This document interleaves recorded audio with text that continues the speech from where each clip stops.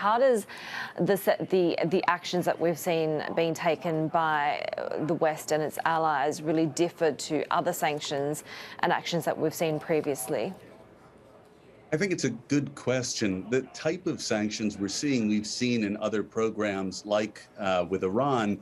What we haven't seen is such a quick deployment of these sanctions focused on Russian central bank restrictions, banking sector restrictions, now energy restrictions, oligarch sanctions in such a multilateral form. That's been really the surprise in this. And not to mention the amount of businesses self-sanctioning and deciding to leave the market voluntarily.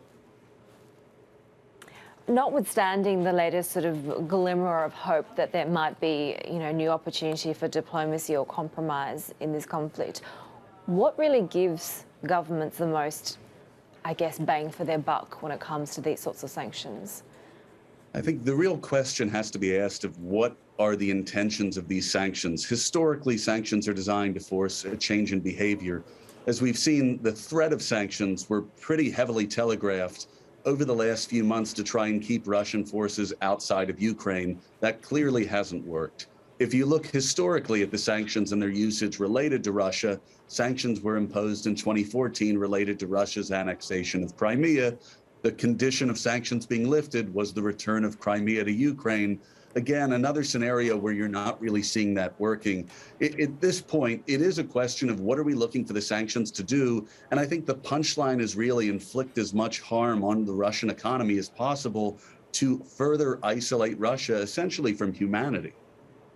We've seen the ruble slumping to record lows. We've seen capital controls in the country, in Russia. Is that how we gauge the effectiveness of that harm that allies are hoping to inflict on the Russian economy?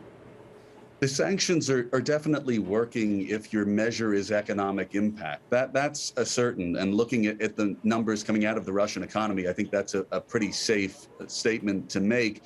Again, the question goes back to what are we looking for these sanctions to do? Are we looking for them to force Putin out of Ukraine?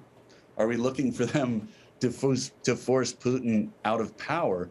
I mean, that really is the question that the West needs to be clear on in terms of where these sanctions go next. It seems right now that they're hoping to achieve some sort of compromise, even Ukraine saying that they do, perhaps they are open to that neutrality if it just means not giving an inch of their territory. If it's that compromise that we're hoping to achieve, what are the next steps in terms of more restrictions against Russia to get to the table with that sort of compromise on the table? I think the first step would be some measure of de-escalation on the part of the Russians. I mean, you certainly see the Russians willing to have talks, but are not actually engaging in a ceasefire.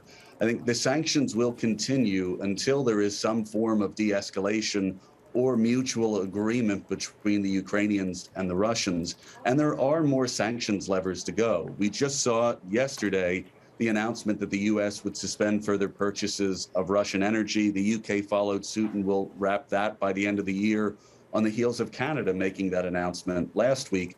There's certainly opportunities to further constrain the Russian economy through additional sanctions in the energy space, sanctions in the banking sector, and there's still more oligarchs that could be sanctioned that are close to Putin. We're seeing this sort of wartime energy transition happening in Europe at the moment. Do you expect them to come to the table and actually limit energy purchases from Russia at some point? I think the theme of this entire crisis from a diplomacy standpoint is nothing is off the table. And I would say that's likely the same principle to be followed here. I would not expect to see a ban across the EU on the importation of Russian oil and LNG. However, I think it is possible to put a quota and limit the purchasing ability to further shrink that money that's going back to the Putin regime that's funding this invasion of Ukraine.